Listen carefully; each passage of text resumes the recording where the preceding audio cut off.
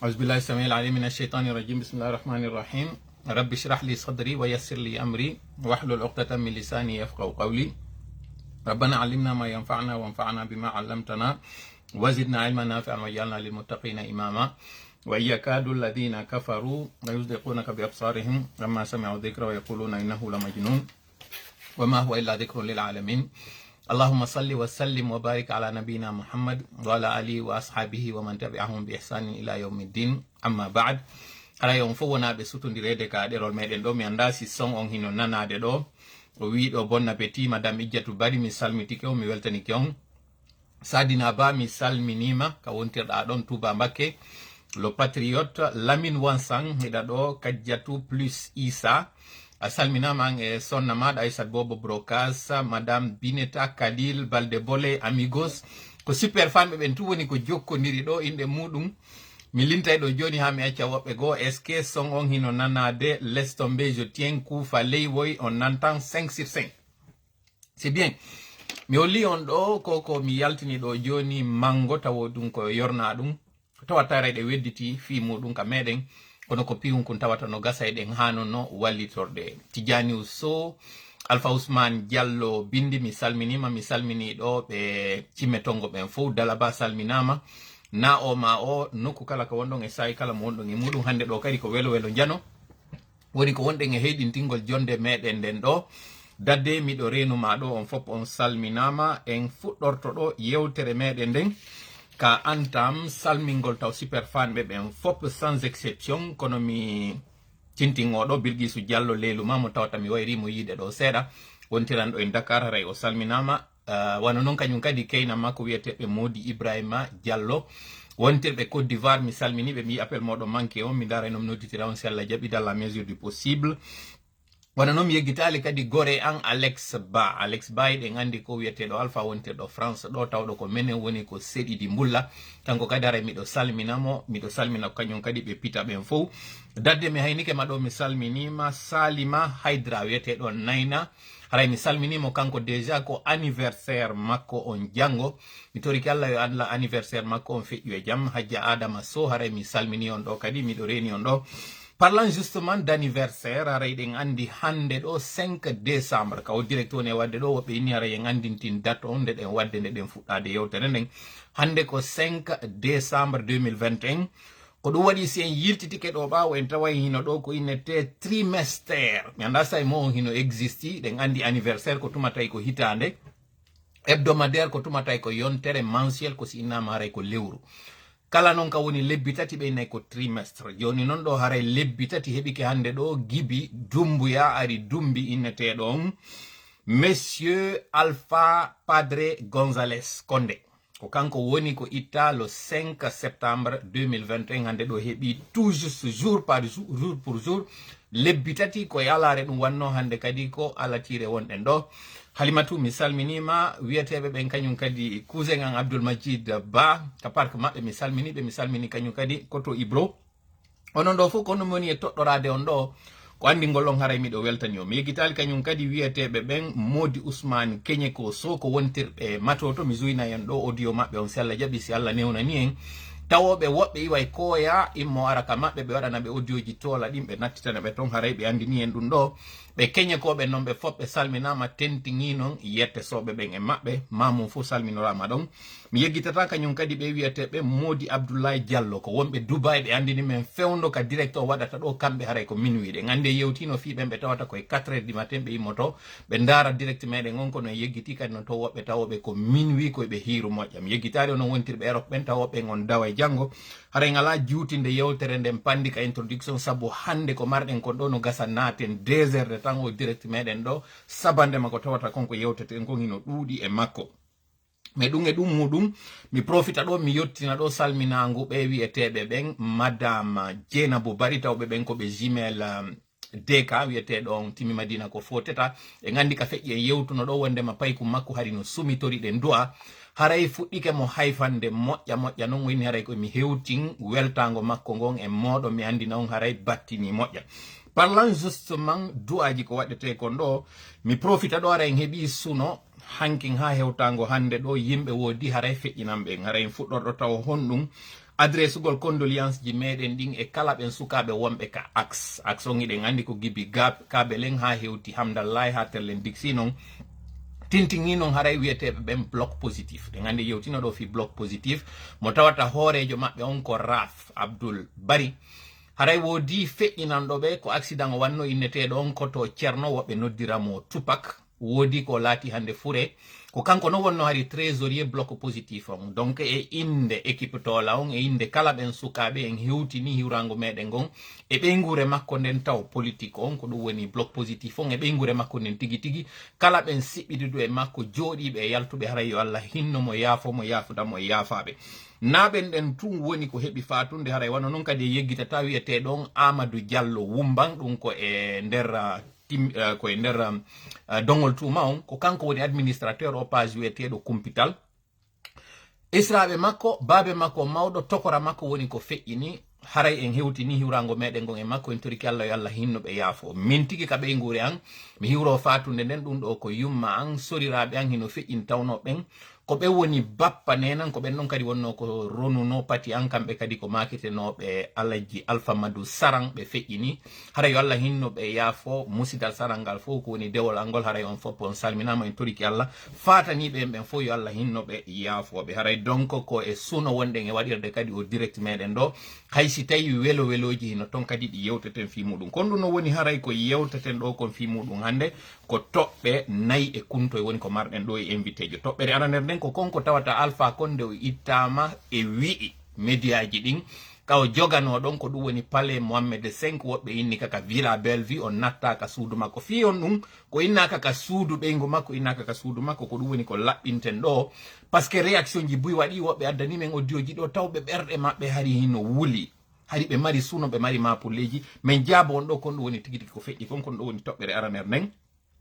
toɓɓere ɗimmere nden en foppe e yi o communication mo CNRD waɗi ɗon mo wi o jaɓani ancien président ɓe meɗen ɓen ɗum ko ɗum woni monsieur capitaine Dadis Camara e général Sékou Ba Konaté ɓe jaɓanama nanon ɗon moƴƴa noon ɓe jaɓanama artugol maɓɓe lagine kono est ce que ko artugol ɓe wiya ka ko arugol maɓɓe darta leydi ndin hoota haray donc ɗum ɗon kañum kadi en laɓɓinay fi muɗum toɓɓere tammere nden ko création koko innete CRIEF CRIEF iɗen andi ko cours de répression des infractions économiques et financières kala ɓen tawɓe ɓe ƴetti jawle ɗe tawno hari ɓe hanano memugol ɓe ñaamiɗe cour waɗama fi ɗaɓɓitoygol ɓe gerano ɗen jawle haray hettora ton ko honɗum woni fi ɗum ɗon ko honɗum kadi woni ko huula e ɗum ɗon e yewta e ɗum ɗo si Allah jaaɓi addu en kadi invité jo meɗen on kono eɗen mari diverji ɗo ko tawata haray ɗen darude no ñoggiren no wiwɗen noon fiyo fof latade fuɗɗo eɗen à partir de 21h temps universel ɗo hewtugol invité jo meɗen on ɗo tawɗon ko hombo ko agent 007 woɓɓe innamo Oumar Mouktar Ba hande en hewtinaymo ɗo o yewta en kon ɗum woni équipe tola o mi précisa ɗon noon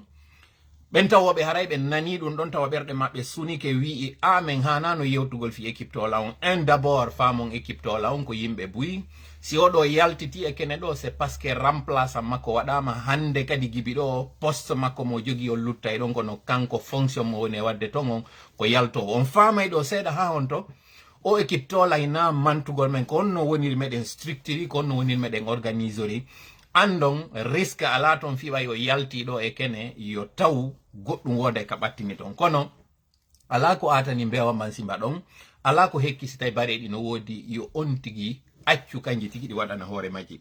harem toriki Allah ɗiɗo non ɗi mi yewti ɗo fof yo Allah newnan nan wawen ɗi ñoggude yewte nde yewtere ɗo yo longinan konko hawriddi e sawaba onon kadi accutuɓe haajuji muɗum fof hewti ɗo darugol en nde ɗon iwa ɗo yo taw on heeɓi nafa kan nafa ka tawata on wiya banni mi hiruno banni mi dawno banni mi joɗino mi heɗiti si ɗon mari suno hiɗon mari ande fewdo ka wonɗon e hewtude daren en ɗo miɗo tori Allah nde ɗon iwa ɗo yo taw hara ɗum iwiri wasi ko bullal woni ko itta e moɗon no wirɗon noon suma daroɗon tola o woday ka battini e moɗon mi toriki Allah yo newno noon ɗum ɗon kañum kadi continue kala ɓe marɓe andeji woni ko fi golle woni ko fi ñawdigal hara ko nawnare ɓe mari woni ko fi dewgal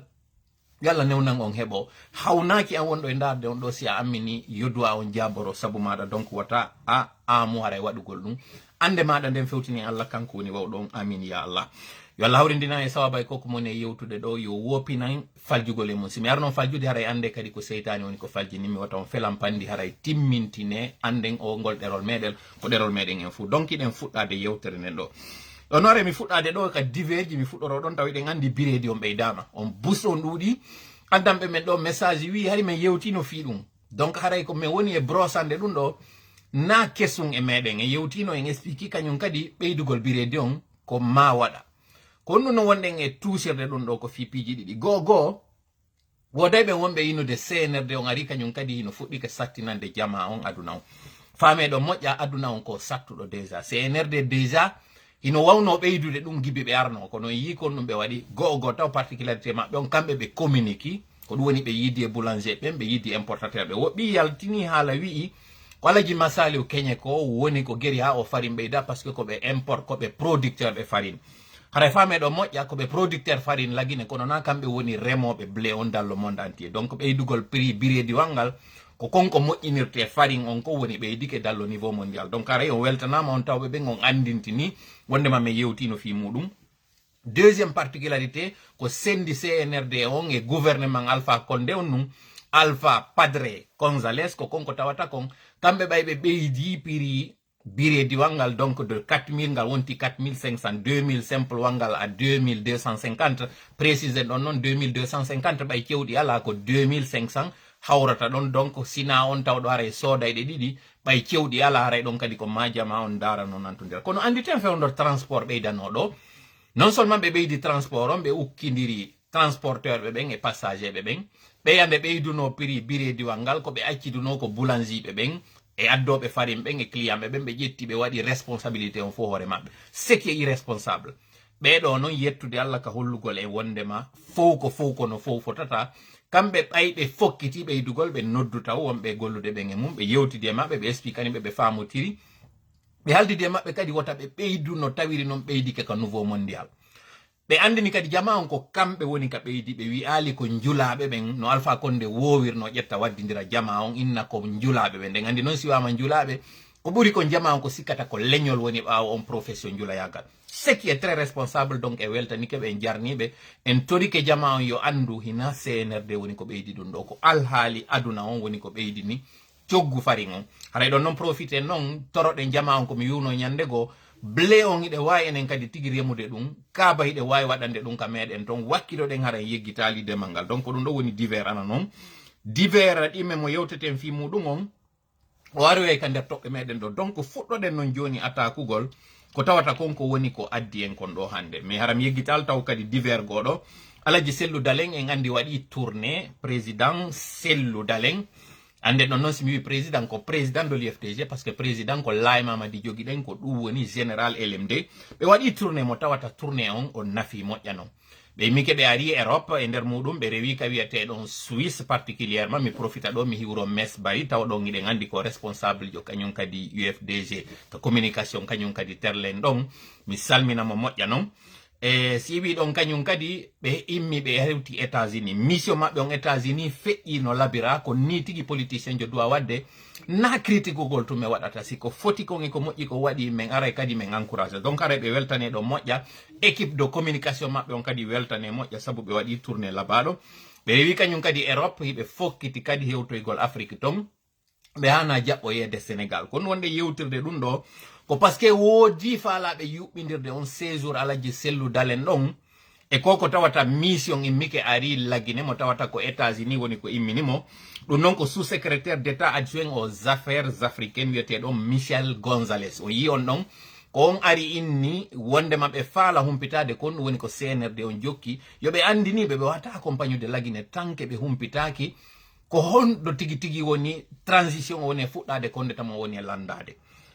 woɓɓe go noon communicant ɓe ƴetto e joni faale waddidirde alaji Sellou e CNRD on wiya ko alaji Sellou yehi yiidi américain ɓe ɓe wi yoɓe waɗu pression hoore maɓɓe mi profita ɗo yo kan haala yaltude par ce que ko ɗum ɓe waɗi réunion muɗum fi waddinirgol CNRD e classe politique on ɓe inna ko alaji Sellou woni ko ari memminitaire ciel fiyo ɗum ɗo waɗe donc ka diverji si kan haala fuɗɗoy ke yaltoyde ɗon ande awa si tawi ɓe ari États-Unis kono ɓe yahali union africaine toon ɓe yiidi e mission Manoriva on mission union africaine on mission CEDEAO yo ɓeɗo fu ara waɗa pression e hoore lagine d'ailleurs na pression ɓe ari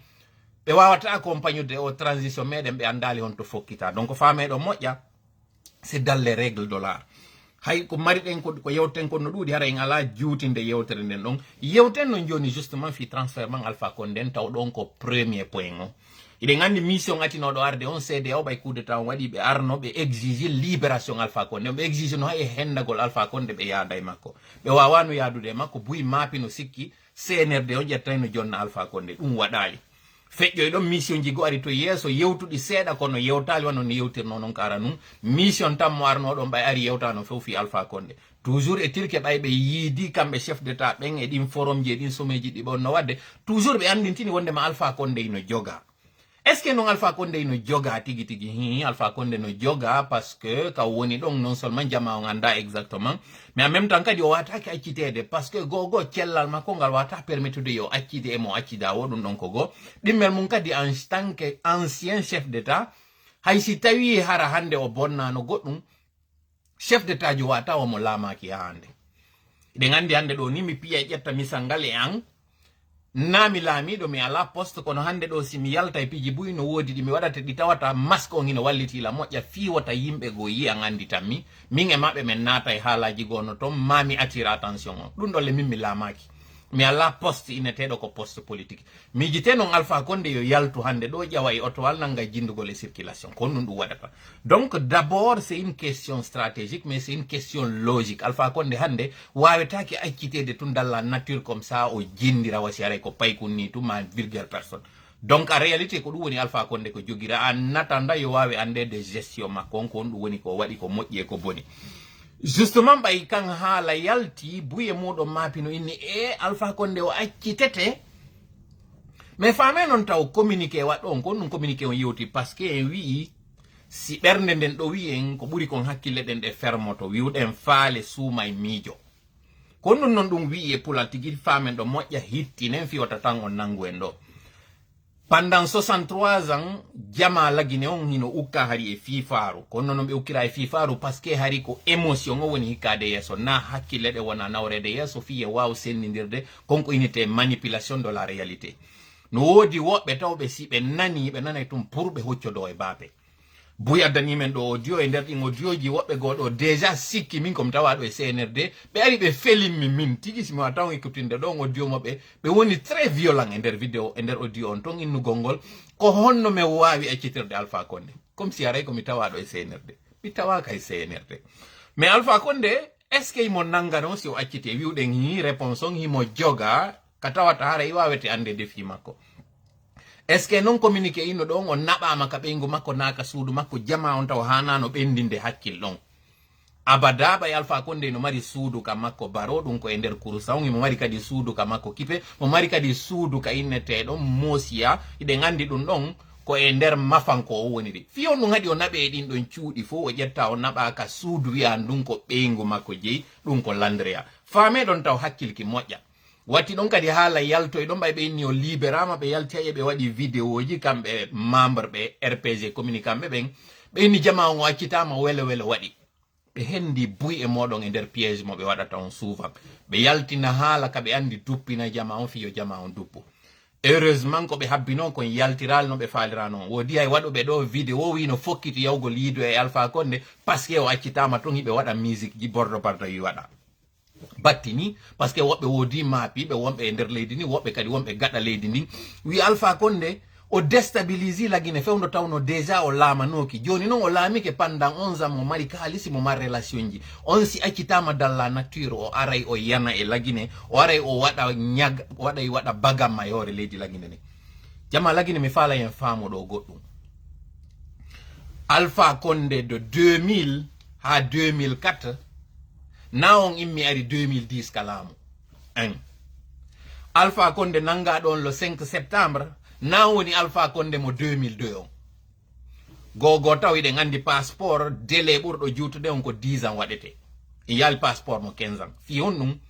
kala ka duuɓi sappo yolli e gurdal goɗɗo ara piji bu changé makko siko paygu ara o ɓurti fendude siko fenduɗo ara o ɓurti nawyude siko nawyuɗo ara o ɓurti ronkude Alpha Condé ko jogiiɗo duuɓi capanɗe e goɗɗum certes yi o laami ke leydi lagine mo ma relation ji kono fewndo do Alpha Condé no wodi ko ma puri mi faala wota en junno do yewtere ne moƴƴa si on andi ko woni derrière motivation yobe inno Alpha Condé yaltinama ka jogano don ka tawata mi andina on do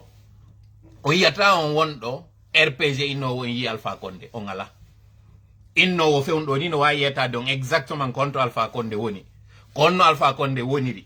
on ala militaire be ben tigi mi yeto on do confidence njano mo tawata buyi anda ko wawi yidude e Alpha Condé gibi nyande o itta kalamu mi anda de balde tati feƴƴude do ma wi en tunde yontere do gibi lendi feƴƴude do mi anda fi dum do gibi inna o transfert mon do mi anda kono ha do juma yontere o feƴƴunodo do hari ko wawi yidude e Alpha Condé gibi o itta kalamu na do Mamadi Doumbouya Mamadi Doumbouya no mari kotirawo tawdo ina militaire jo ko on wondi Alpha Condé non gibi yaltinano ka laamu mo landi yidugol e Mamadi fiyobe yidu Mamadi salibe yida pour des raisons di mi wawlata do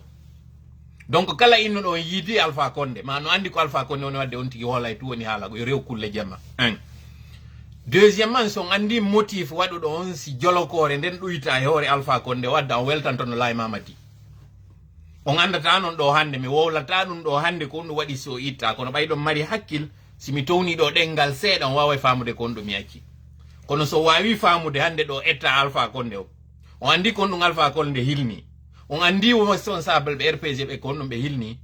fi Alpha Condé ma pintano on mapoto no hande do leydi din kon no wawirten wadude transition on o lanna e hore jam hara nangali occupagol e futilité ji kon non tumi wata on yetade terlen no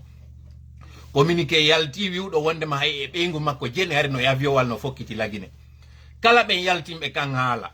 mi yeto on do ko on woni baawo mudum do no mi yeto on mi faala yon jentito o audio do jentito do mo nanon koko wona yewtede do si mi antama non ko mi faala ko jentito on question goddo ino landi do jentito do mo moƴƴa so nani mo bura non welde fiyo mi waawu yewtude on faamon ko hondu woni e wadde fewndo lagine ko hondu woni fewndi ni RPG et CNRD jentite dum do moƴƴa. Je me pose cette question et je cherche, je veux réellement connaître qu'est-ce que Alpha Condé a fait du mal pour mériter vraiment ce qui est en train de se passer aujourd'hui. Alpha Condé n'a jamais dit à quelqu'un que je vais un troisième mandat ou je vais être président de la 4e République. Est-ce que non nanade taw moƴƴa songon est ce que don nande moƴƴa taw ko ne dum mannade ko mi faala yon nanu moƴƴa ko na yewtede ko nanon question mo odo woni landitade on si are non e yewtede est ce que non nanade moƴƴa est ce que non nanade moƴƴa nini mi faala yiwde do commentaire goddo inno walangi non nanade si continue si ala nanade beide moƴƴa kanyum kadi est ce que hino nanade moƴƴa ok oui non nanade jentite. Nos mamans se sont levées sur tout l'étendue du territoire guinéen. Nos mamans se sont levées. Ceux qui vendent des tomates, ils ont cotisé. Ceux qui vendent des arachides, ils ont cotisé. Ceux qui vendent des oignons, ils ont cotisé. Ceux qui travaillent dans les bureaux, ils ont cotisé. Ceux qui sont dans les plantes, ceux qui sont plantons, ils ont cotisé. Seulement les femmes. Nos mamans là, ils ont cotisé. Imaginez 800 millions de francs guinéens et venir donner, partir payer la caution du professeur Alpha Condé, lui demander à se présenter pour un premier mandat dans la 4e République. Ça, c'est nos mamans qui ont fait ça. C'est les femmes guinéennes qui ont fait ça. Alors la question que moi je me pose, où sont ces femmes? Où sont ces femmes? Où sont vraiment les femmes qui ont cotisé, qui ont payé la caution pour que le professeur Alpha Condé se présente pour un premier mandat de la 4e République? Les gens parlent. Komi faala yon faamu do nani question modo landiti on ko communicanjo mabbe mo tawa non e be yaltunobe ka réseaux sociaux ji wi Alpha Condé libérama yiltite don do no e contexte fewndo coup d'état on wadi ko dum nadano e ko e yimbe ko tawno ko manta ma me yalta do me yewta o moƴƴa be inno no coup d'état ko RPG wadi coup d'état wadinkini coup d'état en deuxièmement be inni laamu ngungu yaltu ka chambre ngo ari ka salon troisièmement be inni koko wona e waɗede ɗo transition on o juutay o yaha 5 ans parce que ko peti on Alpha Condé waɗi ɗum ɗo fi détournugol hakkille meɗen ne ko ɗum ɗo ɓe yaltunoɓe communiqué awa faame noon ɓay kadi innama Alpha yaltinama ko kamɓe yalti wowli ka réseau sociaux ji wondema o libérama parce que Alpha transfert tono ka wonno ɗon hara hay fi mum andaki d'après ko ɓe wi kon o itteteno o naɓe ɗon hara goɗɗo andali non kono puisque ko faalaɓe toujours memminde ndiyan waɗa ƴiwonde ka tawata hay ndiyan ƴawa ɓe yaltini kan haala ɗon ɓe waɗi vidéo e nder otowal wo ɓe yaade yiidogol e Alpha Condé ko ɗum noon ɓe habbitino famon ɗo moƴƴa piège évita ɗon koyo jama on kala ɓen sikkunoɓe fi Alpha o lanni yo ɓe yaltuɓe nanga lawolngol rewɓe ɓe yalta e tappugol pootiji e nder jemma ɗon ɓe profita noon ɓe waɗora ɗon pagawi ngim pagawi ɗon noon guere waɗora putik yimɓe bonne rewɓe dolore barminore e nder on jemma ɗon ko ɗum wonno ko eɓɓano malheureusement pour eux kaɓe yini ɗon ɓe yaade no yiidoygol e Alpha en tawi kaw ko jemma deuxièmement ɓen ɓe habbino ɗon ɓen sonnaɓe ɓe sikkuno yaltayno waɗa kulunji en yaltali aw ko ɗum waɗi so landiti o question ɗo tawgol ngol ko ɓe sikkuno ko jama on yalta jama on yaltali premier piège taw mo ɓe wanno deuxième piège on ko yo jama on wonu bimbide ñande frustré nanga yaltugol ka réseau sociaux ji yenna général Laye Mamadi yenna CNRD on fo wiya ɓe waɗi ka ɓe sikkano panique wi waɗa jama faame moƴƴa goɗɗum tay nanu tum pour hoccodoɗen e baape ɓeɓe wonɗon e yiide ɗo ɓe anda ko ɓe woni e wadde enen noon kadi sen wattanayi la so yiiɗo konko ɗum yalti fof komin jaɓali hay wolde fi mum pas jamais on no deƴƴi hok message ji so anduɗi men hendi ɗin c'est tellement extraordinaire mapulle yimɓe ka wonɓe wini e yaltude waɗa panique wi pourquoi vraiment mawɗo mo tawata si on anduno état makko on fi won ɗum wonɗo e maporde e makko ronkon darude c'est que parfois j'ai l'impression que enen guiné en ko émotion o woni ko hikkinɗe yeeso à tel point que en wawa joɗade ɗen jogui kange goɗɗo rewdaɗa e biskuire inna hino jamare liɓen kange meɗen ɗen jokken mo ardinen hakkil moƴƴa musidɓe femme politique na émotion politique ko hakkil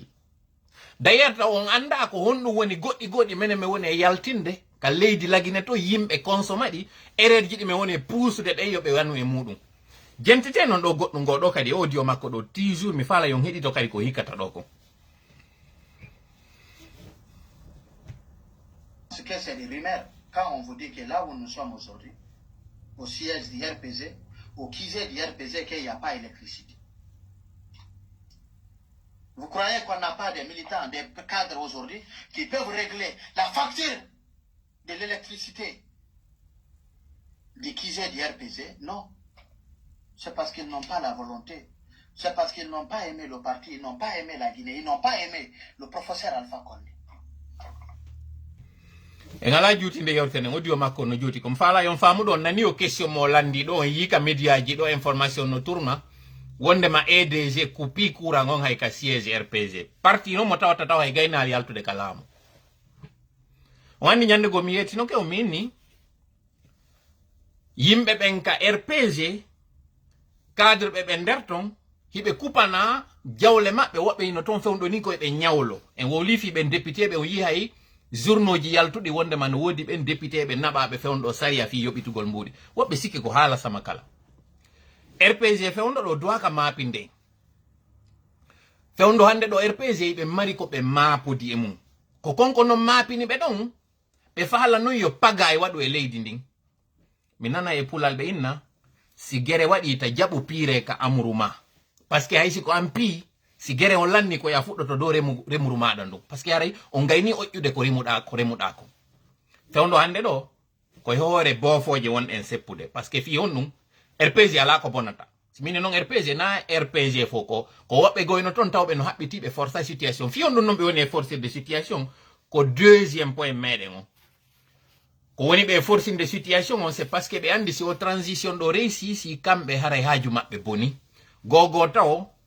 o yi deuxiéme point mo yewtuɗen on fi mum ko konko tawata ɓe nani Sekou Ba ko nati no artude lagine o permettanoma tawnoɗo noon hari no empêché artugol Dadis Camara kadi no empêché artugol fiyon ɗum ɓen empêcha no artugol ko parce que ɓen siɓe artino gongaji go yaltay ton ɓurto noon andude ko honno tawirno politique meɗen on lagine ko ñolnoɗo bof ande noon ko honɗum waɗi si pandan 10 ans 11 ans 12 ans joni massacre du 28 septembre han joni ñawaka ɓeɗo noon siɓe arti kamɓe haray moƴƴanaɓe donc ko maɓe waɗa ko ɓe waɗata kon fof fiyo paga e waɗu ka leydi déstabilisation waɗa mi yeti kon ko ɓe habbino koye rewɓe yaltu koye yimɓe yaltu nanga tarawje ɗen répression noon waɗa ɓe profita ɓe fellora to yimɓe inne awa CNRD on kañum kadi waɗi ko tawno kon CNDD o waɗi heureusement pour nous ɓay sadakaji jama on no jabade jama on yaltali donc ande ko on piège ɗon taw woni ko évita ko ɗon Allah woni ko évitinani en ko par ce que noon ɓe yi ɗum ɗon marsali joni noon ɓe yeehi kadi deuxième étape on étape maɓɓe ko ɗum no gasa on naniɗo hanken communication maɓe waɗi on wiwgol le 11 koye ɓe fof ɓe yahu ɓe fottoya ka siège ji RPG ɓe inni noon ɓe fusata fus ɓe ndaray woni capacité de mobilisation maɓɓe on par ce que kamɓe tigi ɓe andi hande kadi fi RPG on pas on tournama hande kadi joni jama on wonno ɓen tigi RPG fami ha honto jaka hari alpha hino trompa alpha kadi har no trompude ɓe déjà fewndo sino wodi duwaɓe weltanade CNRD ko militant ɓe RPG ɓen par ce que ko ari ɗo ko wawi ɓe weɓitande ɓe ɓe anda ha honto hari hiɓe suuma ha honto hari hiɓe mbuma ha honto hari hiɓe kujina hande ko kamɓe ɓuri weltade ɗo na hay enen wiwnoɓen kaka opposition wonno ɗen hande ɗo o kuudo sali wanno ɗon le 5 ɓurti yaltinande en piiji ñolnoɗi no wodi no wonɓe force de situation han joni tawa kamɓe ɓe jaɓali ɗum ɗon ɓe faala han joni yo cippiro yo piiro waɗu yo bonnere waɗu yo bagamma waɗu e leydi lagine ndin faameɗon noon o yi communiqué kadi yaltuɗo ɗo o wiyaɗo wondema attaque terroriste no fokkiti lagine en ala juutinde kan yewtere ɗon moƴƴa mi faala on tun yon faamu retour Dadis en on hari ɓe landinoke artugol nane on noon taw demande on communiqué CNRD on kon ɗum wi ko ɓe accepti demande na de ɓe inni yoɓe aru ça veut dire que ɓen pendant 5 ans hiɓe landade immagol arta lagine ɓe jaɓanaka fiyon ɗum ɓe salante artugol à votre avis est ce que on pose en question donc parfois on passe à côté de l'essentiel parce qu'on se pose les mauvaises questions invité jo meɗen on no habbi en donc en ñoggay woni yewtere nden naafo yewteten ɗo kono miɗo andi ɗo mari hakkille on wawa famude goɗɗi goɗɗi mi woni accude 1 son faamoyi kon ɗum wiya alpha konde déplacama so faami kon ɗum tawata fewɗo ɓe gure makko nden tigui wawali arde ɓatomo kon ɗum wira o jaɓali yiddugol e woɓɓe on weltantono CNRD on hamdinotono yetton Allah parce que ko tana jano woni ka tawi ɗon suuma ton 1 deuxièmement faamon haalaji yalta e ɗe balɗe ɗo ko haalaji wonɗi e puusude en yen waɗu bonnereji ma wonɗi e puusude CNRD waɗu bonnereji donc terlen ɗon komi wata on yetade ɓendinen hakkil tippinen ɓerɗe meɗen ɗen anden o transition ɗo siɗen mari ko waɗen e makko wallitoɗen CNRD wallitoɗen gouvernement on ka jawle men ka ɓalli men ka hakkille meɗen deuxièmement are noon joni e troisiéme point on parce que en wi joni brièvement e yewti fi artugol Dadis en on création non waɗiɗo moɓe inni CRIEF ko cours de répression des infractions économiques et financières ko on ɗum ɗo waɗira ko ɓen kala tawɓe ñaamino jawdi lagine ndin en andi e yewti no wiwɗen nde no élection hewtoya ɗo innaka RPG présentotako kono nde no RPG présente naadoɓe ɓe anduɗon ɗo innete wonay candidat par ce que hara no woodi kaɓe hilni hara no woodi sariyare iwtirde ɓaawo maɓɓe tawore ko nden ɗon ɓe maapudi nde ɓe seeda e mum aw hande ɗo noon on fuɗɗike no yiide fi konko mi yetino on ɗo wondema jawle lagine ɗen siɗe hettama tun ɗum ɗo yoni ka l'école ji waɗire leydi lagine laptaniji waɗe ɗate meɗen moƴƴine parlant justement ɗate est ce que on yi fewndo ɗo route nationale on koya ma lawol koyangol kindiya on ko honto ngol fewndi fewndo entre kindiya mambiya on hay jemma wonɓe wadde goudron on ino gollirde est ce que on daari lawol ngol entre koleya entre kan dixine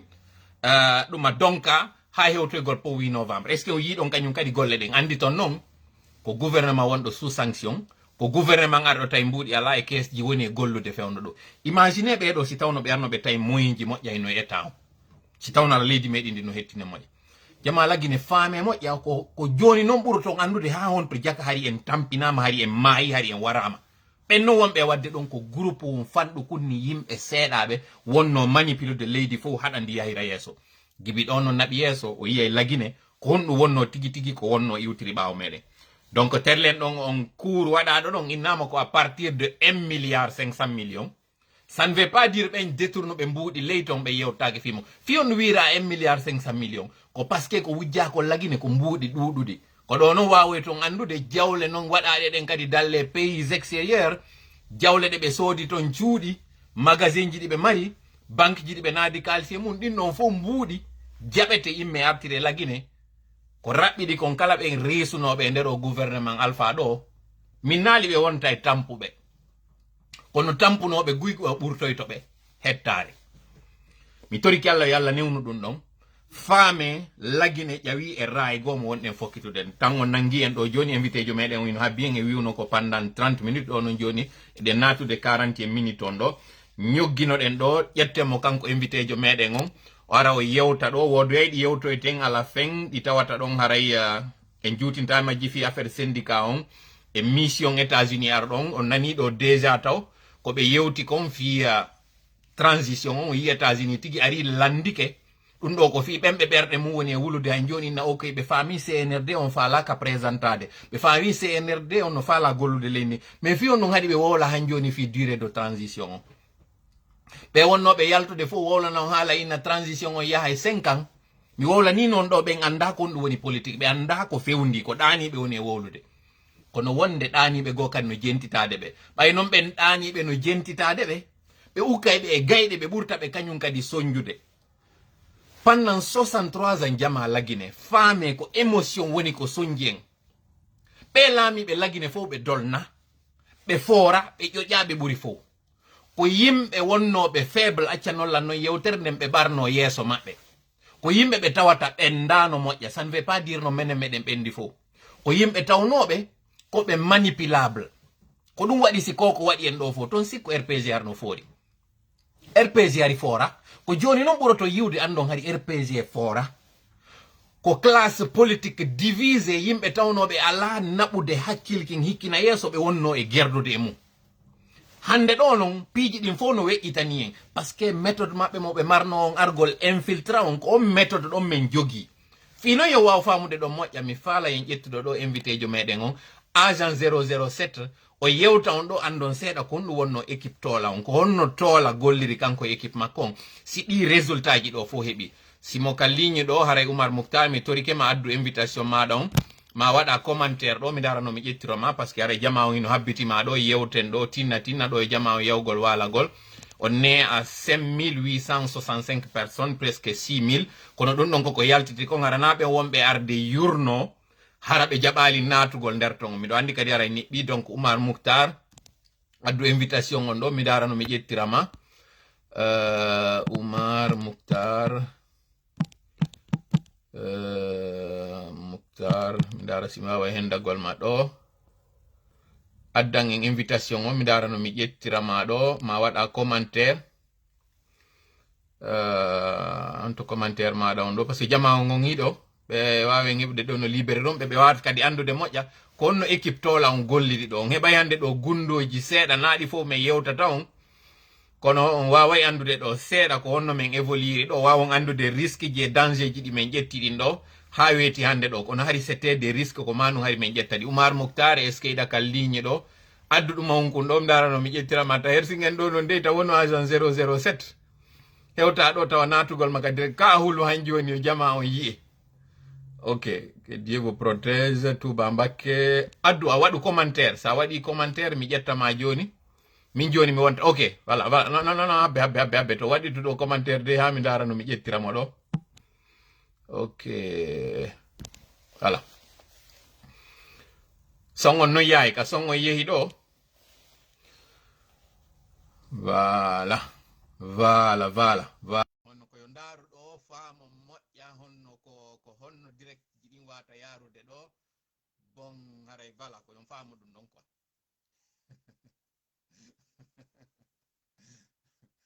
est ce que non nanade han joni Oumar Moukhtar mi waɗi on fiyum ƴettumo allo bonjour l'agent 007 ande ɗo a yaltata e sene jama o yamma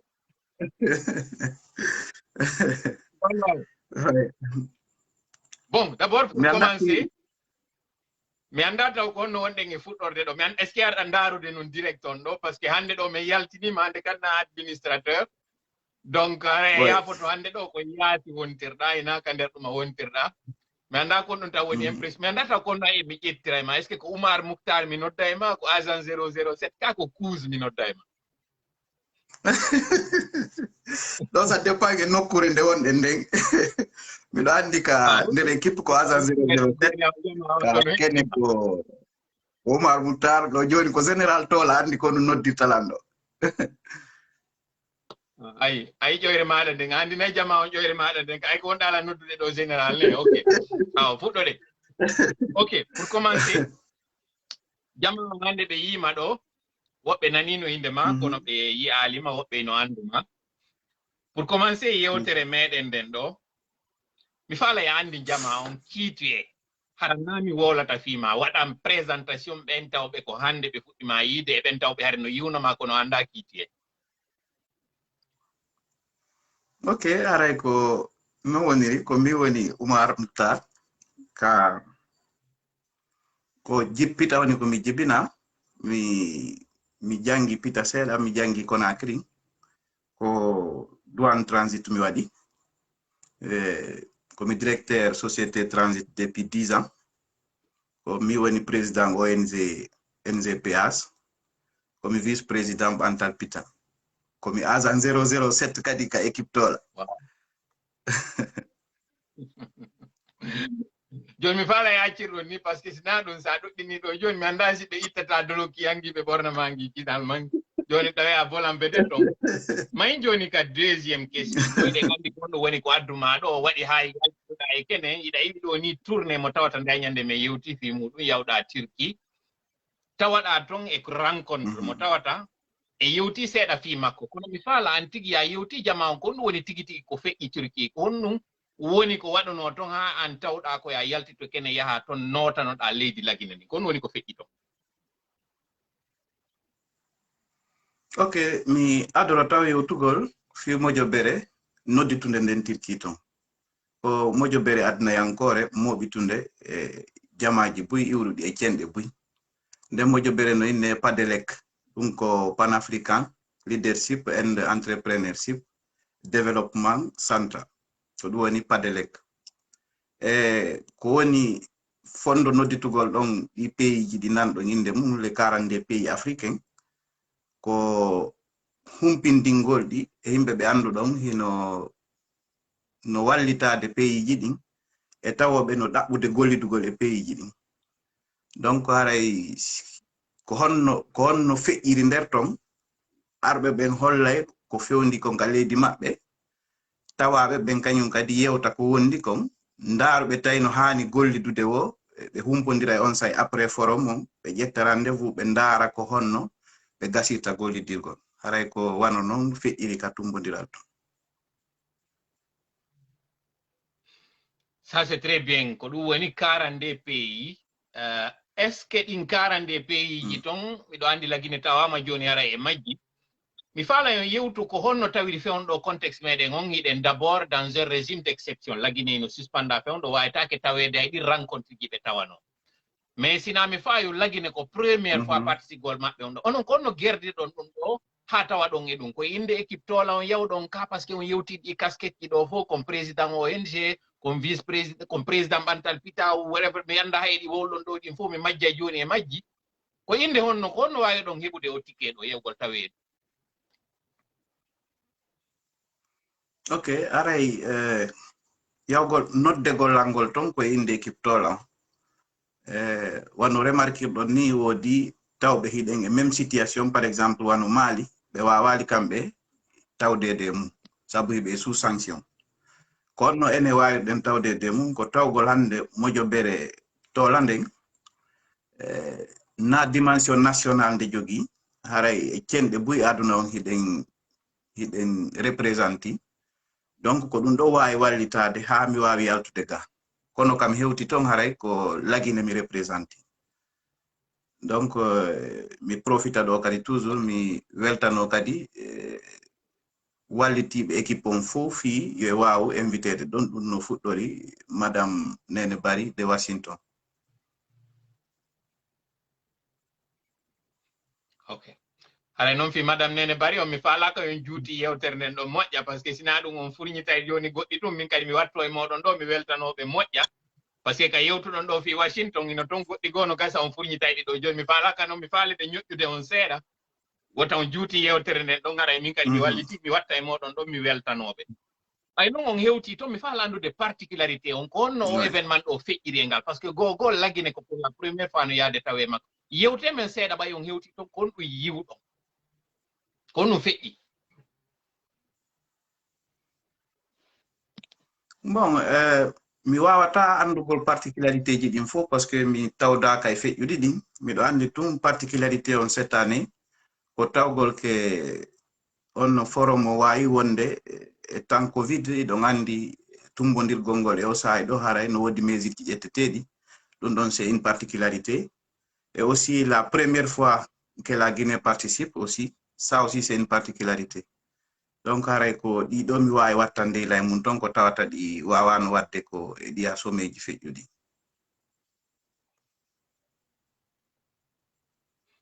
Ok, cette fois-ci mi waɗa oɗo e français parce que ara mi falte nde yewtere ɗo kadi qu'on puisse partager avec d'autres personnes fi kadi o jama on waw seeɗa kadi andugol niveau mono parce que mɗo andi o rencontre waɗɗo ɗo koye anglais o ɓuuri wadde toon kono malgré ça on yawno participe ɗon on janggi l'école iɗon jangi hay si innaka iɗon yalti Harvard ma iɗon yawno onon kadi Oxford kono iɗon tawa e ɓen tawɓe koye ganduɓe ɓen tawete ɗon. Dans tout ce que vous avez cité là sur le déroulement, est-ce que vous pouvez être plus précis et nous dire ce que vous avez pu obtenir comme promesse ou ce que vous avez pu obtenir comme retombée, parce que là, nous ne nous adressons pas qu'à la communauté Peul, nous nous adressons à toute la Guinée, parce que ce que vous avez obtenu va bénéficier à toute la Guinée. Est-ce que vous pouvez nous parler un peu de ce que vous avez comme promesse ou comme obtention ou acquis, s'il vous plaît? Ok, d'abord je vais dire que le fait que la Guinée a été représentée dans des forums pareils, c'est une opportunité d'abord. Et aussi, j'ai eu la chance d'avoir toujours Nene Bari à mes côtés, et qui a beaucoup fait pour que je sois toujours en première ligne. Et j'ai eu la chance aussi de rencontrer tous les investisseurs qui étaient présents. Donc, j'ai eu beaucoup de promesses pour la Guinée dans des différents domaines tels que la santé, le commerce et l'agriculture. Vous poussez deux secteurs qui sont très essentiels et très importants, la santé et l'agriculture. Sans la santé, il n'y a pas de vie saine. Et quand il n'y a pas de vie saine, il n'y a pas de production. Et l'agriculture, c'est un secteur, c'est un domaine essentiel pour le développement de tout pays. Aujourd'hui, on parle d'augmentation du prix de blé. Est-ce que vous pouvez nous dire en termes de promesses, qu'est-ce qui va être plus immédiat que nous allons avoir et à qui cela pourrait profiter? Est-ce que ça va profiter à une localité donnée, à toute la Guinée? Est-ce qu'il n'y a d'ailleurs pas une perspective qui est d'ailleurs plus imminente au moment où nous avons peu de bonnes nouvelles? Bon, je vais prendre sur le domaine de la santé, par exemple. On a eu des promesses que nous aurons des équipements pour les centres de santé. Nous aurons aussi l'opportunité d'envoyer nos médecins pour une formation, parce qu'on en a besoin. Côté agriculture, ils ont promis même de venir voir la situation du terrain parce que ils n'étaient pas trop spécialistes en agriculture, donc il fallait qu'ils viennent, qu'on les mette en contact avec ceux qui sont sur le domaine et voir qu'est-ce qu'il faut. En tout cas, ça pointe. Ok, nous allons réserver des surprises, mais à l'entame, c'est une très bonne chose d'en parler et nous espérons que les autorités pourront aussi participer. Parlant d'autorités, depuis votre retour, est-ce que vous avez pu parler avec les autorités pour un accompagnement ou un compte rendu? D'ailleurs, pour aller là-bas, est-ce que vous avez bénéficié du soutien de l'État? Non, je n'ai pas eu de soutien de l'État. D'abord, l'État n'était pas informé. Général Tola sait comment est-ce que j'ai pu faire pour quitter la Guinée, pour représenter l'équipe et la Guinée. Donc là, je peux pas dire ils n'ont pas assisté parce qu'ils ne voulaient pas, parce que d'abord, ils ne sont pas informés. Donc, ça, ce n'est pas de leur faute, parce qu'ils n'étaient pas informés. Donc, depuis mon arrivée, je n'ai pas pu encore aller vers l'autorité, parce que j'avais des rapports encore à faire, mais je compte le faire dans les jours à venir, Inch'Allah. Inch'Allah, quel est votre mot là-dessus avant qu'on attaque les vrais sujets? Comment est-ce que vous avez travaillé avec l'équipe? Comment est-ce que vous avez fait l'infiltration? Et ça, on va parler de ça en poulard. Quel est le mot que vous avez pour clôturer ce chapitre? Ok, le mot que j'ai, c'est j'appelle le gouvernement à accompagner les ONG et savoir que ce sont ses partenaires de développement. Et d'ailleurs, parlant d'ONG, ce sommet, c'est un sommet à la fois d'investissement, mais dans l'humanitaire. Quelle est la casquette qui vous a permis de participer dans ça? Est-ce que aussi la casquette de l'humanitaire de par votre ONG, parce qu'il y a des choses que vous avez faites dans votre localité, est-ce que cela n'a pas participé? Est-ce que cela n'a pas pesé aussi? Bon, c'est les deux à la fois parce que il fallait que tu aies l'expérience dans le domaine humanitaire et dans le domaine aussi de l'entrepreneuriat. J'ai plus de 10 ans d'expérience de l'entrepreneuriat. J'ai intégré la vie associative, les ONG. Ça fait encore plus de 5 ans. Y a-t-il eu des actions que vous avez faites dans l'humanitaire que vous pouvez brièvement en parler ici pour ceux peut-être qui ne connaissent pas? Oui. Si vous ne voyez pas d'inconvénient, bien sûr, à répondre à cette question. Bon, je peux citer quelques-uns. Mon ONG a pu intervenir dans le domaine de l'éducation. Aujourd'hui, nous sommes en partenariat avec une école publique de Hamdallah. Ceux qui connaissent Hamdallah Souma. Donc, ils sont en partenariat avec notre ONG. D'ailleurs, par ce partenariat, j'ai été élu président de l'APAE de cette école. Donc, c'est nous qui s'occupons du comité de développement de cette école. Bien. Ça, les éloges ne vont pas tarir et puisque nous ne voulons pas faire votre promotion, pour ne pas que ça paraisse une publicité ou une autosatisfaction, comme on dit, yetekan promotion, nous allons attaquer un autre volet, qui est celui de votre poste que vous avez quitté désormais. Yewtendundonon et Poulal, hande do on yalti équipe tola on woni joni servolang bo gongol tajama on yalti. Mi falare yon andi ɓemɓe taw ɓe andano yiwɓe on hande ɗo ko honɗum wonno rôle moɗon on e nder équipe tola on ko honɗum waɗayno ɗon ko honɗum poste jogiɗon on précisa ɗo noon 007 on fewdo ƴettano ɗon en ko onon wonno 7e personne recrutaɗo e nder équipe on numéro mo atano ɗon jonnede on ko 07 ko onon wi ɓay woni 07 on falay wonno 0 go kadi watte hoore ɗon ɗum ɗo c'est pour ceux qui nous regardent fi on nandito e 007 mi landiti on fi on ɗum wirɗon ɗum wiɗon par ce que ɗon andi en ɓuura e yimɓe sappo wiɗon équipe tola on janɗo yey ko ono yi on vision ɗon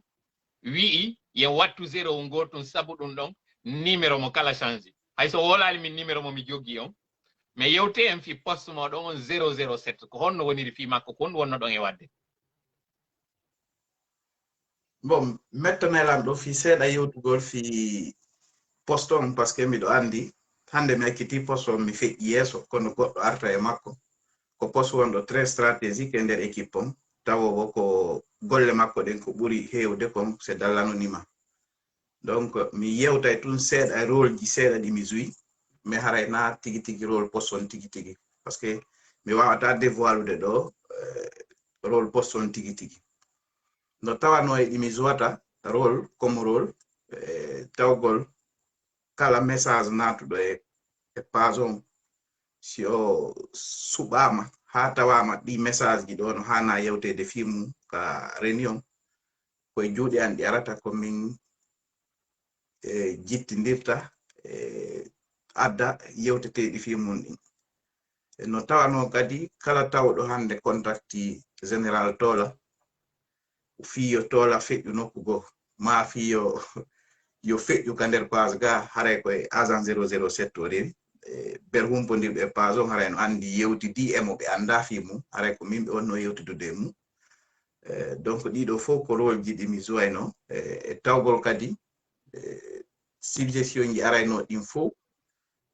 heɓotuno ɗin kadi fof ka kene ga ko mi woni ko feƴƴinaynoɗi donc ɗiɗo fof no jeerno e rôle ji ɗi mi juude ɗin haray miɗo huli ɗuɗɗingol ɗo haala kan ha mi naata ha mi yewta ko mi hana yewtude ko yoyti fi poste on ko ɗum ɗo woni ko mapini miɗo landade question kono miɗo ɗehi miɗo préparé hondu ɗon ɗo ara sa fuɗɗike wonde ko ta ɗum annaki ara mi ñoƴƴe bisa kuba mais heureusement wona ɗo yewtude de on no andi kadi ko duwa yewtude kon mi faala ɗo yon situ seeɗa ɗum ko tawata haray on waɗi harana ɗum ɗon kadi ko tawata ɗum ɗon kadi hara jimɓe gono gasara anda kono hara wonɓe ɓen ka nder équipe no andi mi faalaka yon daro ɗon wiwgol ko ɗum ɗon tuwa ɗum par ce que miɗo andi no woodi kadi ko waɗɗon harana ɗum ɗon jonne ɗon exemple seeɗa par ce que miɗo andi ko poste hulɓiniɗo ko risque wonno ɗon e ƴettude waɗugol ɗum ɗo mais no toon risque ji goɗɗi ƴettuno ɗon waɗɗo mi faalaran yo yiwtu seeɗa fi majjay si on ɗumannota ɗon ko buyi ɗon andi noon bi mi occupé o poste ɗo koye nder risque mi woni si so wi ɗo risque ji goo aray mi jiɓoto ande ko honɗi e mum mi yewtata mi annda aray si général on ɓasinta seeɗa par ce que ɗimi joui ɗin fof presque miɗo andi risque ji no heewi e nder mum bon aw min kadi ɓay on takkike min kadi mi takkoto ɗi mi jaɓatara e yewtude fi majji kono eɗen andi justement o wooli fi risque mi faala andude o poste mo wonɗon ɗo moy ni lando on hande on iwi e makko goɗɗo goo ari ko honɗum woni sattede nde ɓurɗon heɓude e nder poste on ko wonno ɗon mo joude rôle moɗon on ko honɗum woni no défi mo ɓurno ɗon marde on e makko par ce que no andano kasoɓe ɓen ko onon humpodirayno e maɓɓe rôle d' infiltration ɓe marɗen ɓen ka nder ministére ji ka département ji si tawi goɗɗum waɗino ko onon ɓe humpodirayno e mum ko onon yahayno kadi kipa yimɓe buyɓe poste ɗen ko onon marno on rôle ɗon ko waɗayno ɗon mais e nder ko wonɗo wadde o rôle ɗon ka tawata téléphone ji no écouta yimɓe no nangue kono woni risque mo ɓurno ɗon yaltitude muɗum taw ɗon ɗin ɗon hari no satti o wonɗo arde ɗo ko yo andu kadi o prépare o fi ɗum ɗon on ande hi on poste ɗon ko honno woniri sensible mi faala yo yewtu ɗum ɗon brièvement ok poste on himo mari taƴu reedu no wondi ko wiyete kon kulol kono si on tigi jaɓi kulol ngol joɗike mum o wawata gogo occupude poste on min ko ɗum ɓuri la wallude tawgol mi wawa résistude ngol kulol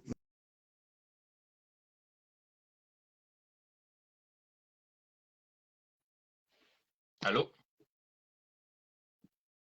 nanda ɗo si goɗɗo e membre ɓe ɓen ɗo nanda nder ɗon fi ɓugol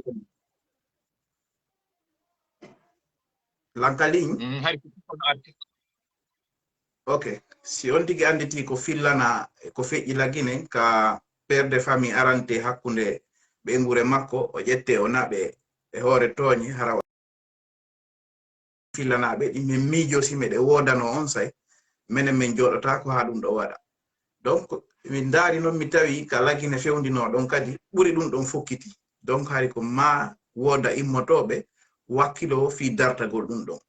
haray andi to gollan ɗiɗo fof mi jaɓatano kulol ngol jooɗo hoore am haray fi jugol o rôle ɗon mi inna e artowo on nayo jaɓu kulol wona e makko par ce que no kulol woniri e ma a wawata wadde rôle on wano e ɗin sa'iji mi andi tay hari no wi'a téléphone ji fof no waɗa sur écoute infiltré ɓe hino woodi ka hewtuɗa o ɓe inna e aden alpha hino ɗon miɗo jindude sa'iji go ari tawata hay ka circulation si pick-up feƴƴitikel mi sikkay ko min ɓe woni e nangude si mi nani no felle takko ɓay ko hamdallah ñaari wadda mi woni si mi nani no felle tumi sikka e aɓe ari par ce que ñande o miɗo habbi andike ko min woni hombo donc koye ɗum ɗon on tigi woni ha hewti fewndo ɗo haray secret poste on nayi on tigi jaɓu kulol ngol wona e makko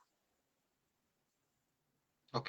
o yewti fi ɓengure maɗon nde ɗo est ce que ɓengure nden ino andi wonde ma ɗo wadde o rol ɓe andi ɗon e politique ɓe andi ɗon e ONG mais est ce que ɓe andi ɗon goldude e toola ɓengure nden pour en début hari ɓe anda hari goto anda ko min tun wonno ko woni e zéro de ko occasion go waɗi ha tawi ko ma ɓe anda mi fuɗɗora ko ati e andude mum ko bureau am miɗo maniti ñande goo miɗo wondi ka oto l'air direction hewti par ce que hari sayiji ɗo hari direction ko 19h30 mi waɗi ɗuma on ka tableau ɗo miɗo darode direction ɓe jentade kamɓe tigi ko général tola woni e yewtude kon ko kamɓe atila landade ko hombo woni yewtude ni minni ɓe ko kaari mo kaari ni ɓe innimi o noon ko woni yewtude ɗo kon si laamu ngu nani ɗum ɗo tun ɓe nanga e mugoy ɓe inni kono heureusement na ɗo o woni min hi ko ɓe hiɗata ko woni e yewtude ɗo woni ɗon nde ñande feƴƴi wonɗo no waɗoy ha mi yeetiɓe miɗo tawa eɗen golle ɗon ko ñande tawno mi heɓuno ande nder ko wonɗe huwondirde kon mi heɓi sattende fota nde ñande mi sattirano moƴƴa ko fewndo tawno hiɗa andi en général tola naka équipe ɗo andidirɗen na ɗum ɗo to woni hakkunde men no wodi ka jeyduɗen donc nde tawno a nelaylan ɓengure ma nden mi yottina hara min kadi mi andinali ko min ni mi sanzay to ango mi sanza numéro mi yottina nelal mangal ñande go mi yewtidi e bureau ma tawi ɓe aani fota fima ɓe aani kon ala humpodirde kon mi tawi ɓe soñji ɓe ɓitti ka ɓernde maɓɓe yewtiduɗe mi faalama yetade mi anditi simi yeetike ma an kadi a heɓa wa nden tampere ɗon wona waren no gasa sabu ya rekilo e combat on ɓa suɓike on say majjugolɓe fi wota ɓe yewte saloɗa mi inni hay simi wolanama kono mi inni ko mami trouve solution fiita tampere maɓɓe nden tiiɗu ha ɓe heɓa probléme ɓay duuɓi ɗin towi si ɓernde maɓɓe nde wulliri noon ha heɓe wawi heɓude probléme santé donc mi tawi ko mami rewra e nena mi noddi nena mi expliquani ɓe mi andintini ɓe ñande men jooɗino ka oto mo ɓe wonno nande no yewtan e ko wonno yewtude kon mi inni ɓe nde ñande ɓe innuno ko woni e yewtude ko laamu ngu hiɗata ɗum minni kono yoɓe andu konkon ɗo woni e wadde ko mene woni e waɗidude ɓe haawi moƴƴa mi inni ɓe wota ɓe haawota ɓe hulu par ce que ɓe andi kamɓe tigi ko ɓe victime laamu Sékou Touré nu ɓay baabe maɓɓe naɓano Kamboiro koɓe miñam maɓɓe naɓama Kamboiro mais donc si fewndo ɗo kadi fewndike ɗo jama on fof jooɗike tumbidiri juuɗe sifa ɗum ɗon kadi waɗitay min ni haray ko min immori dartagol ɗum ɗo na mone goɗɗo na ittugol wonki goɗɗo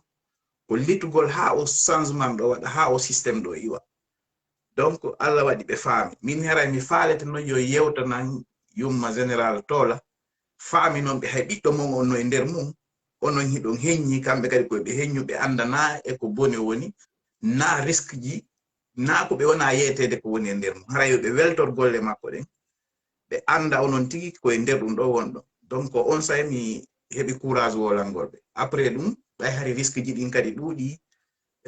wano mi holliri ni ñande o mi yewtida e goɗɗo hande janngo mi nana o nangama min tigi hari mi felliti mi nangete donc mi woni obligé kadi yetagol ɓe ngoran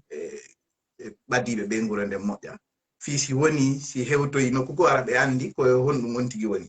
donc haray ko tellemma noon mi wawi humpitirde ɓe ngure ande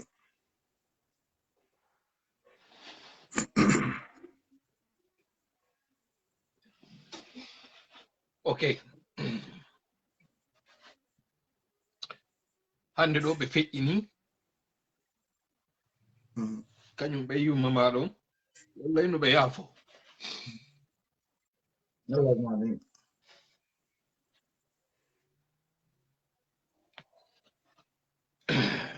wacce hakke ko e profita ɗo torande ɗen ɓe Allah ɓe feƴƴini hande ɗo ɓe tawto yimawɓe ɓen luttu en toyo Allah inno ɓe yaafo kono ɓe juuno rôle jano wallitagol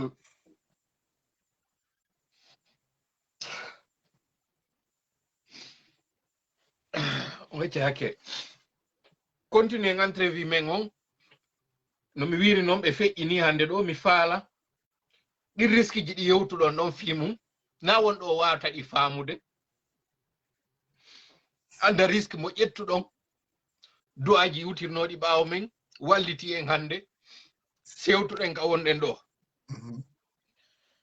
mi faala kono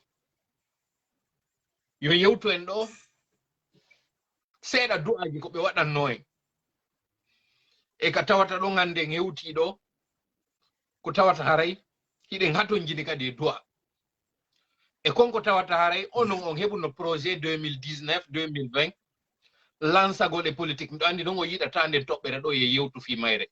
kono mi faala c'est important yo yewtu fiiɗin ɗon ɗiɗi du'aji ko ɓe waɗuno kamɓe nenira ɓen ɗiɗo ko ɓe yewtuno on tuma fi supportidirgol hakkundeji maɓɓe du'ano en malgré ko wonduno kon on tuma ka tawno wana no wirɗa no min hari mi ala no humpodirde ɓe nguure nden ko an nodda e no humpito hara andinali ɓe hewtina dépense ɓen duwaɓe hendade humpita ɓe hara andinali ɓe ko an woni hombo ɗi risque ji ɗon e ɗin difficulté ji ɗon e konko tawata vidéo go yaltuno kami menaça e nder muɗum fala yewtuɗon ka ɓe nguure kadi goɗɗi goɗi nanaynoɗa ɗi darottonoɗa contre muɗum mi fala yewtuɗon brièvement. Ok, haray saaiji mi servi équipe on ɗin fof ko période ka suuma e mi ɓuri heɓude difficulté surtout fewndo on vidéo ɗo yalti tawno hari woɓɓe goo ka ɓe nguure andi miɗo ka nder équipe wawno ɓe soñjude moƴƴa non ko ɓe nanno kon surtout kadi nde tawno e jeyanoɓe ka équipe on acci hakke ɗo ɓay ɗum ɗon ko ma yaltintinen woduno jeyaɓe e nder équipe on démissionnunoɓe on say ɓay tola woni menacé woduno démissionnu ɓe yalti équipe on min mi innay e nder équipe on fof j'étais le plus exposé tellen kam mi woniri ɗon e rôle ji komi wonno joude kon kono ko ɓurata la wallude kon fof ko anditugol si mi huuli haray mi jaɓi ko feƴƴuno ko waɗita donc mi jaɓali kulolngol wona yan few mi jaɓali hiwugol ɓen démissionnu ɓe ɗon boyi ka ɓe nguure tawnoɓe no andilanka équipe ɓe yi on vidéo ɗon ɓe heɓuno ande moƴƴa min tigi mi aani sabu ko ɓe aani kon kono tawata mi wawata sortade on say e combat par ce que hari fewndo ɗon ko ma jokke moƴƴa ɓay hari ko on saa'i ɗon ɓuri sofude mawɓe ɓen ɓe waɗuno duwa moƴƴa e mum mi heɓuno feere hay noddugol ma en général tola mi jonna ɓe ɓe duwo ɓe yewtidino kadi e yummama en ɓen kadi weltori ibi ɗon ɓe holli wondema ɓernde maɓɓe nden ɓutti e mum ɓe kamɓe kadi ɓe waɗi duwa e mum donc wawno e wallitade moƴƴa haray nenan jouno rôle jano e nder mum fi ɓuttingol ɓernde maɓɓe nden wawa ɓe kamɓe tigi suusingol yo Allah hinno ɓe yaafoɓe yaafuda ɓe yaafaɓe feƴƴingol maɓɓe ngol si waɗi ha no gasa ko lewru e jonte seeɗa ɓe yiɓe tawto yi hande mawɓe meɗen ɓen tawɓe ɓen ko baba en maɗa maketinoɓen Alaji Mouhtar tawɓe kadi ɓe golli rôle ji e nder politique on yo Allah hinno ɓe yaafo yaafano kala ɓen ardaniɓe meɗen yahen joni yaafoɗolla noon ko mi waɗi ɗo kon ko émotion o woni ko amportimmi seeɗa andugol ha honto moment difficile mo wonnoɗen on tuma ko fi meɗen ɗo yewtuɗen kono no woodi kadi ɓe wonɓe équipe on tawnoɓe ɓe hawri e sattedeji ton mais hande ɗo alhamdulillah rabbil alamina se yeƴƴitike en daari ɓaawo en tawa e banni hari wannoɗen ɗum ɗo mi faala noon joni e yewtu même si o yiɗata ndum soɓɓundu ɗon ye yewtu fi mayru kono ɗum feƴƴuno fen 2019 début 2020 fewndo faalano ɗo wonde candidat députation on pitam faala yo yewtu ɗon seeɗa. bon ko non woniri ka 2019 mi ay woni élection législative on satinama mi darno mi tawi siɗa faala kadi wallitade ko ma tawdeɗa e piiji ɗin hande en foyɗe wolde fi changement kono wondeje ɗen ko ma tawde ɗen e change ɓen fiye waw hollugol exemple moƴƴo donc haray no tawano e ko motivilam na faale ko laamu ngun tum ko fi heɓugol no wallitora haray mi yaltuno on say fi représente gol pita ka assemblée nationale. Oui, iɗen andi laatanoki par ce que Alpha Condé décidi o waɗa cavalier seul kono no wodi toɓɓere ɗon nde o yewtali fi mum c'est important mi faala yo yewtu fi nder ɗon puisque même si miɗo andi on esquive on question ɗon ko honɗum feƴƴino à part ko innano kon finalement opposition on tawetake ɓe woni exclu goɗɗum woodi ka feƴƴi ton komi faala yo yewtu fi mum c'est important parce que koko wonɗe wadde ɗo en ñawday woni kono en hiway woni kadi fi sifa muɗum wata waɗi to kon wonno ko feƴƴuno on tuma faala yo yewtu.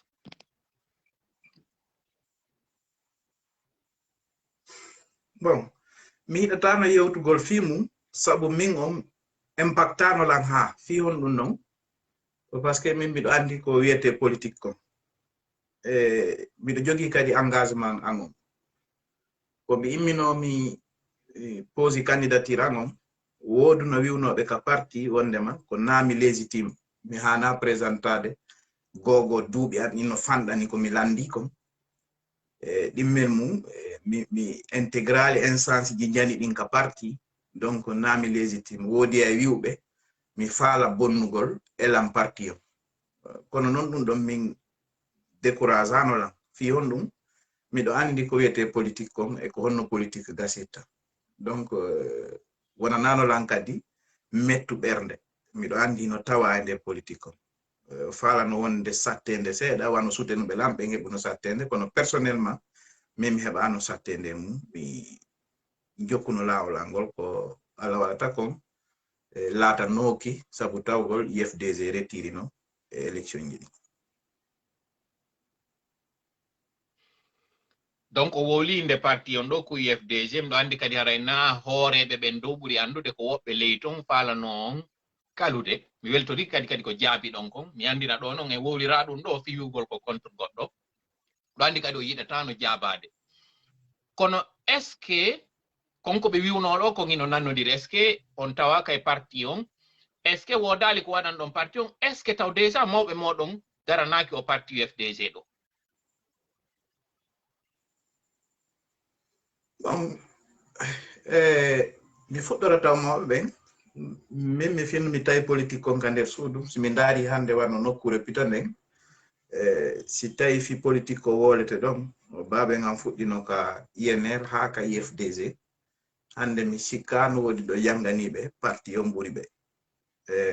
si tawi woni on tigi ko ɗum ɗon mandi ɗum ɗon non tun addalan IFDG ko tawgol kadi komi faala kon e komi eɓɓi kon hino yaadi e parti IFDG on e candidat jo mum Elhadji Cellou Dalein donc ko ɗiɗo fof hawtondiri si tawi waren mi wela décourage ude fi IFDG gogo ko ɗon mi tawi mawɓen ɗimmel mum conviction mum mi jogi on no yaadi e ko parti o wondi kon donc innugol wondema mi yanganaki parti on mais ko miɗo andi ko c'est une manière de saboter ma candidature sinon preuve ji buyno wodi ɗi mi waɗani parti on e ko moni wadde kono ɓa hara enen himɓe ɓen ko sikki ko woni yanganagol parti on ko ɓadagol instance ji jani ɗin wonata ko président on jindida e makko ƴawra jolda ɓe inna ko ɓeɗo woni IFDG hande mi sikki na ɗum ɗon hato gini e mum na ɗum IFDG hato gini na ɗum Cellou Dalein hato gini ko golle waɗete ɓen ka ley ka base parce que hay suudu sindu kelɗay ko soubassement on si ko ɗon ko kelɗi kon fof waɗete donc min kaka base mi suɓi buyno woodi proposant no ɓelan on say yo mi retiro ka candidature mi intégra instance njano on mi wowta ton piiji ɗin mi acca ko aroyta mi présente kono ɗiɗo fof min intérêt salam min ko intérêt silam ko gollidugol e jama on ka ley anda ko honɗum ɓe faala ko honɗum ɓe yiɗi ko honɗum ɓe maapori ko honno ɓe gollidirte par ce que so ñiwan hande hiɗen inna o ministre joɗo gollali o directeur joɗo gollali naafi o faalaka gollude hay alpha tigi alpha naafi faalaka hari gollande lagine kono o wawata kono ɗum haɗi o wawa o jaɓali fuɗɗagol ka ley o soto tuma woni président donc haray ko en évitu brilugol ɗin étape ji ɗon fuɗɗoren ka ley heɓen expérience anden ko honɗum himɓe men ɓen hato jini ko honno waweten gollidirde e maɓɓe donc si wonoyi ɗon a hewti ka dow feere ala wawa e nafude jama ma donc ko ɗum mi suɓori wongol ka ley mi suɓaki yawgol wona ka bureau national ma ka bureau exécutif fi tuyo inne ko mene woni IFDG hande miɗo andi miɗo mari on capacité ɗon kono nanɗo mi suɓi hande ka parti instance mo mi occupi on ko ɓurɗo fanɗude on ka parti par ce que ka comité de base kon ɗon ɓurani mi ñande o hay hande ɗo ko joni mi gayni réunion comité de base miɗo wondi e jama on fof miɗo andi ko on jama nokkure kam mi woni ɗon hato jini ko wonɓe woni kadi on jama ɗum ɓay meɗen tumbodirde hiɓe andimi miɗo andi donc ɗum ɗo mi suɓi.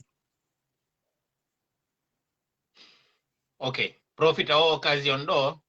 jabagol seeɗa ɓen tawnoɓe ñande go mettiɓe ko minninami militant UFDG. Mi précise no nden ñande min ni wonugol militant ko ma heɓa carte de membre mi anda non siɗo jogui carte de membre moɗon o mais en même temps wonugol sympathisant parti wonde ino mari nafa ɓuri wonugol militant parti on par ce que ce qui compte à la fin ko message mo wonɗa wadde on e golle ɗe wonɗa e waɗoyde on ha natoya kadi ka wilngal ɗo waɗa carte maɗa kunka nder urne ton hande ɗo est ce que iɗon mari on question ɗo hande kadi ala ka opposé par ce que o wi ɗon tawa e section ji ɗin mais mi faala haray yo yewtu en ɗo brièvement e mi profita ɗo kadi occasion on hande ɗo ko sunoji woni ko marɗen jeune jo woodi ka feƴƴini ka accès ɗo mo tawata en wowli fi muɗum miɗo andi onon kadi haray on profita e ɗon fi adresse gol condoléance ji ɗin on yewti fi ɓantal pita on yewti fi demal on yewti kañum kadi fi ñawdugal fi cellal hande ɗo ɓay haray na yen nangidirɗo juutine ngara yewtere nde moƴƴa honɗum marɗon ko ɓaɗɗinon ɗon seeɗa inɗi waɗuɗon pita e Conakry par ce que ɗiɗo ɗiɗi non hiɗon mari activité ji mum e inde ONG moɗon on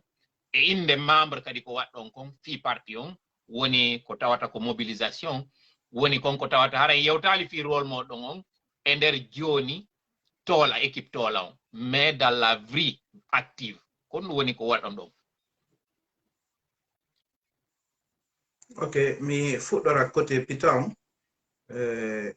hande mi éthique mi yitidi e 80% association ji joɗiɗi ɗin ɗon meɗen woni en contact meɗen gollidude meɗen humpodiri fi ko fewndi kon ka nokkure men ɗon pita mi intégri ɓantal pita international comme vice président nder Modiobere ɗon zone Conakry on ɗo komi woni premier responsable ɓantal pita on haray mi initiuno ɗo fi moɓitugol association sous préfectoral ji ɗin fof waɗa ɗi nokku gotu fi ndargol ko honno ɓantal pita wata wonirde ɓay ɓantugol pita haray naka commune urbaine tum donc ɗum ɗo wawi wonde lewru be meɗen fottude e ɗin association ji sous préfectoral donc ko yowiti kadi e wallitagol parti on wondude mouvement de soutien ji komi jogui kon mi fuɗɗora ka élection présidentielle feƴƴuɗo mi profita ɗo mi weltano ɗin groupe ji rewɓe tawoɓe ɓattinolan walliti komi woni e waɗude kon ɗum no woni e sere wiyeteɗo sere kuñe e nene ngelen ɓe wakkilino ɓe itti jawdi buy donc andi IFDG heɓno difficulté fi hettugol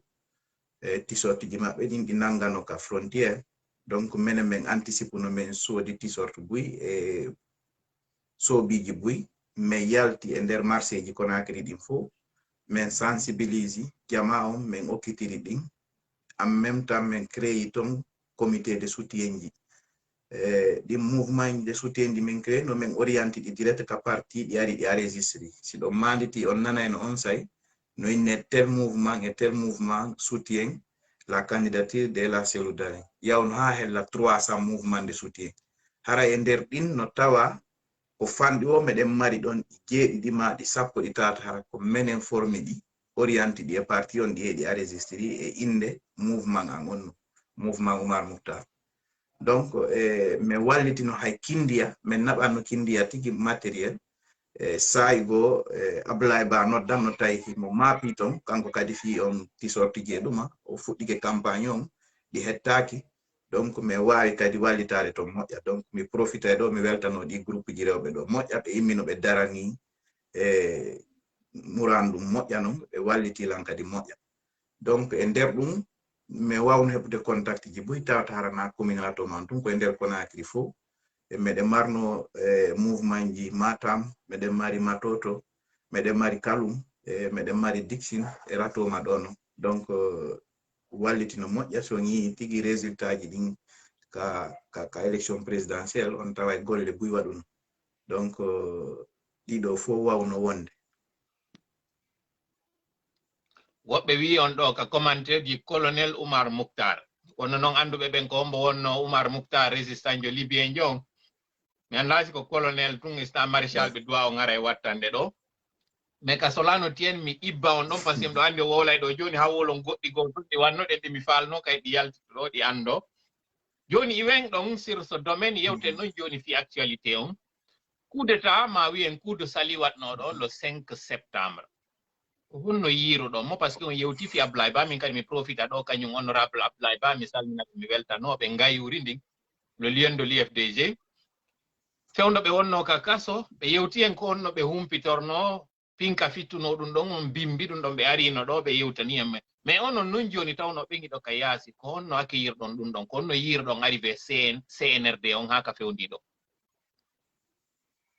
Bon, en se basant des transitions que la Guinée a connues, est en train de créer une différence en posant des actes positifs. Quant au colonel Doumbouya, c'est quelqu'un que nous devons soutenir. Surtout, savoir que sa mission n'est pas facile. Donc, il a besoin de tous les Guinéens pour une transition réussie. Très bien. Donc, ce qui veut dire que vous, votre lecture par rapport à sa gestion, c'est une lecture positive. Est-ce que vous avez bon espoir sur la réussite de cette transition? Est-ce que le monsieur vous inspire confiance aujourd'hui? Oui, jusqu'au preuve du contraire, j'ai confiance en lui. Nous avons confiance en lui et nous demandons à ce que tout le monde aussi ait confiance en lui parce que nous avons comme doctrine, comme philosophie, de juger les personnes à travers leurs actes, de ne pas avoir des préjugés ou de les juger en fonction de nos subjections. Nous tirons vers la fin et ici, nous allons clôturer parce que là, nous sommes pris par le temps, mais avant de vous laisser partir, grosso modo, quel est le message que vous avez à lancer à l'endroit de ceux qui nous regardent aujourd'hui, à l'endroit de tous ces millions de personnes, parce que nous sommes en train d'être regardés par des milliers, mais ces milliers vont se transformer en millions de personnes. Quel est le message que vous voulez lancer à travers cette page-là, à l'endroit de vos compatriotes guinéens? Mouvance, comme il n'y a pas de mouvance, il n'y a pas d'opposition, mais gouvernants et gouvernés confondus.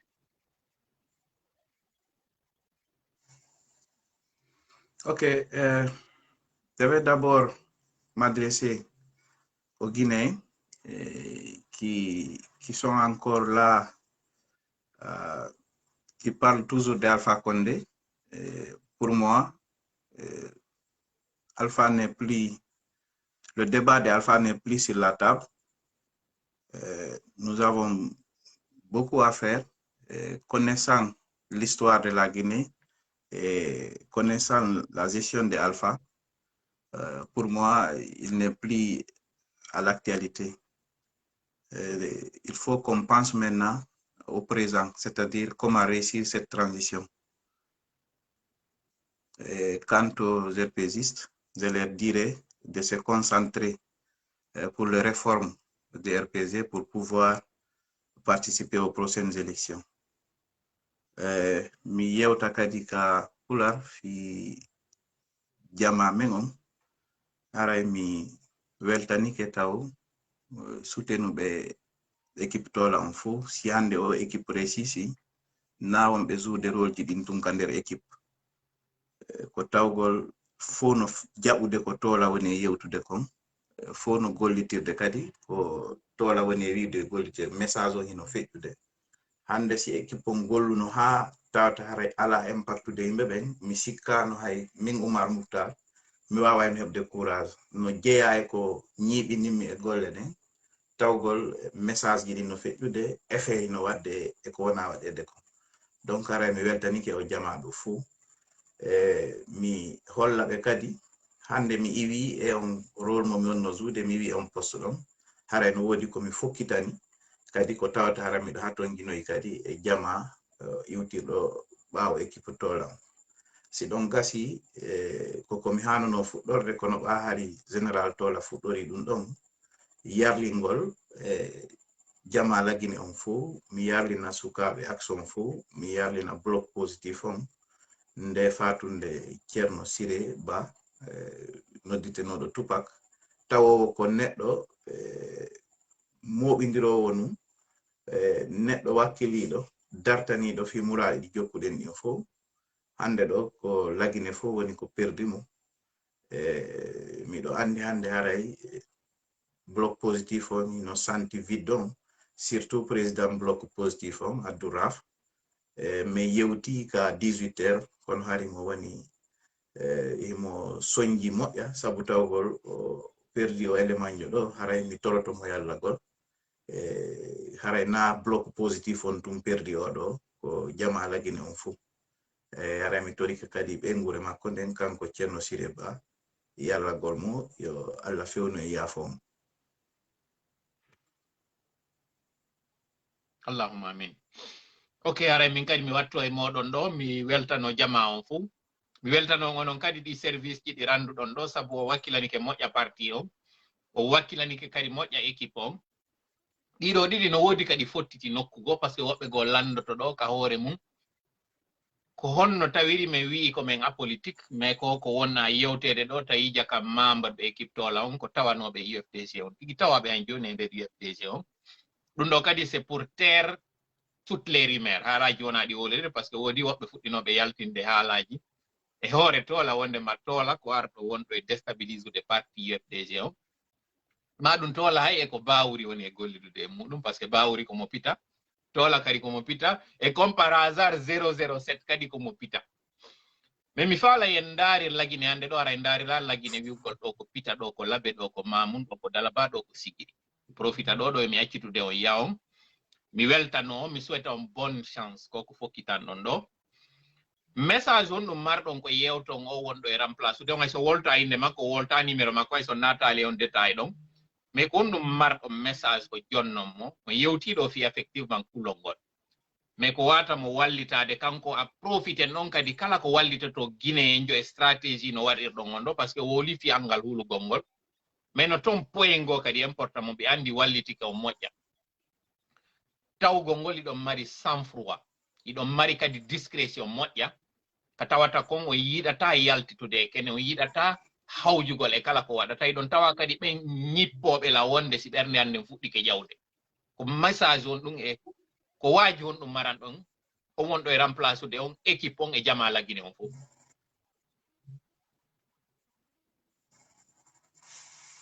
Ok, mi yeggiti hari mi yewta ɗo ɗi ɗiɗi mi yiltito taw ɓaawo mi yewta seeɗa fi ɓe musidɓe men tawa ɓe engagé ka politique o politique na ko weli fi imo wondi e sattende si a inni engagé ka politique ko ma jaɓa réalité ji politique on haray na utti engagé ɗa e mum mi remarque ɗo kala heɓuɗo difficulté e ngo sengo ɗo hino yarde ngo sengo to on ɗon haray o hana waɗugol politique on parce que politique on ko ya jaɓu sacrifiagol jaɓa soñjagol ha soñjama o wonta newende wonta welwelo si tawi woni ka neɗɗo tawowo si a soñjike seeɗa tum a démissionnay hare an a hana waɗugol politique on parce que ka duwaɗo ittande jama yele soñja si tawi noon an tun soñjama on a wawa mo ittude ko ya dogumo an haray a hana ardade a hana wolugol fi ardagol donc haray jama watta ñilay ɗum ɗon moƴƴa taɓe ɓado tun hande IFDG goɗɗo mettinana ɓe toon tum ma président o mettinana ɓe doga ɓe yaha e parti go haray ɓe wonu ɗon ha président o watta ɓe wowlande welɗi ha ɓe wawa sansinde président on ko ɓe faala ko ma ɓe sansina ɓe on tawo ɓe yiɗaɓe ka parti to ɗum ɗon hino jeeya e politique on hara ɓe dogali sonjama si feƴƴi ɗon remplace o lan on mi adoranayi mo wiugol wo golle ɗe waɗata ɗe na golle mantorteɗe si on tigi mantoriɗe ko ɗon ko waɗata kon fof bonata par ce que ko ɗon discrétion on majjata ko ɗon sagesse on majjata ko ɗon cuucangal majjata haray na golle mantorteɗe na andotoɗe ko a woni ɗe golluɓe haray ko résultat on yon tigi andu ko neɓi gollude kalleyi wo ñande ko o yaltitay duuɓi heewɗi miɗo servude ɗum ɗo mi humpaaka andugol si tawi goɗɗo no andude ko mi woni e waɗude mi humpaaka andugol si tawi woni ñande go andoyto ko mi woni e waɗugol ko résultat on importanolam hande mi sikki tun e nder Guinée on ɗuuɗamo anda ko mbo wiyete toola ñande go hari mo kala no faalayo wi'e ko kañum e toola wondi ma ko kañum kadi no wadde goɗɗum ka équipe toola kono ɗum naayo jiñin on tigi o accita golle makko ɗen o mantora ɗum ɗo haray koyo wonu ade muñiɗo e suusuɗo o waɗa muñal ngal yeeso o waɗa kadi cuucal ngal yeeso miɗo tañƴini haray o wawa e wadde golle ɗe mi wonno wadde ɗe. J'espère que fo wawa nande ɗo o message ɗo kadi j'espère que o nafay jama lagine on fof ko ɗum woni faale meɗen on hande ɗo mi weltike moƴƴa ko mi suniɗo kadi yewgol hande mi yaltini on ka nder équipe ɗo hande kadi on ala heɓugol accès e page on ɗo ko woni e feƴƴude nder ton kon o wata heɓude fi sécurité wonɓe nder ton ɓen par ce que hande o yaltiti e kene hande kadi relation wonɗo hakkude meɗen on hande kadi ko mo tawata laaɓi sendata ko ka ɓeygure yagal par ce que eɗen sikkiri pour l'attention wonɓe darden en ɗo on waɗi golle gibi ka neɓi mi wolata nombre d'année gibi tawɗen iɗen collaborede mi weltanike on moƴƴa hande ɗo c'est avec un cœur très serré wonmi yide on ɗo hande vous êtes de l'autre côté de la rive cangol ngol hande kadi woni hakkundeji meɗen kono mi weltanike on moƴƴa pour votre sécurité et sécurité ɓeygure moɗon nden yo jama on andu hande kadi on wawatake heɓorade information ko concerni men menen ça c'est un deuxièmement kadi remplace o toola kadi no préparede remplaçoɓe d'ailleurs toola ino préparede ce qui veut dire que toola kañum kadi momentanément ino rekkidude ɗe golle ɗo hande ara min kadi toola mi rekkilay woni ɗe golle ɗo par ce que no woodi goɗɗe goɗɗi tawata kadi mi consacre e muɗum kono hande si Allah jaɓi o équipe waɗaɗo ɗo no mi wirno on noon ko gibi 2010 fuɗɗa yewtede fi makko fuɗɗa ɓendinede hakkil 2015 o fuɗɗa waɗede en marche hande ɗo 2021 presque 2022 o yaltitinama seeɗa e kene dévoila ka rassure ɗon noon onon kala ɓe daruɓe ɗo sikki aray koko min yewti ɗo min fourniti goɗɗum koko min yewti ɗo ino waywa si a ƴetti a ƴawni meselal a ukkingal e nder fifaru a ƴawni ɗon cintu ko ɗum woni ko min yaltini ɗo min jonni jama on merci beaucoup monsieur Oumar Moukhtar koko tawata on golli jama lagine on fof ino weltani on hande kadi soutien équipe on toujours wona e takko moɗon fi wallitagol on jama lagine on fof du'an toon du'an o fatani ɓen ɓen hande ɗo kawan en woni ko feƴƴini e yumama en kañum kadi woni ko feƴƴini ɗo en toranike Allah kala ɓen feƴƴinan ɓen yo Allah hinno ɓe yaafo ɓe yaafda ɓe yaafaɓe duwaji leydi lagine nin fof jama lagine on ko waɗani en ko yo yaltito e meɗen ɗo hiɗen hatojini kañum kadi e ballal leydi lagine nin fof fi soutenugol o alternance o fokkitoɗo ɗo mo tawata ko alaji sellu dale woni ko hikki yeeso makko mais ɗo yoɓe hewtuɗon taw gouvernement de transition on CNRD no hatojini e duwaji meɗen ɗin mi yiltito kadi ka fuɗɗode yen andu ina ɓerɗe ɗen hikkinten yeeso wota en hawju duppugol waɗen ko waɗɗe o sabu en bonnay haray koye ɗi haalaji ɗo wonɗen e huuɓinde yewtere meɗen nden ɗo mi hiwro kala ɓen wonɓe e ndarude en ɗo patiɓe woɗɗitiɓe aray mi libiran onon ɗo mi tonaniki Allah yo Allah wallu on kanko fukkitan ɗon ɗo walla leydi lagine ndin particulièrement transition on allahumma salli ala sayyidina Muhammad wa sallim wassalamu aleykum wa rahmatullahi wa barakatuh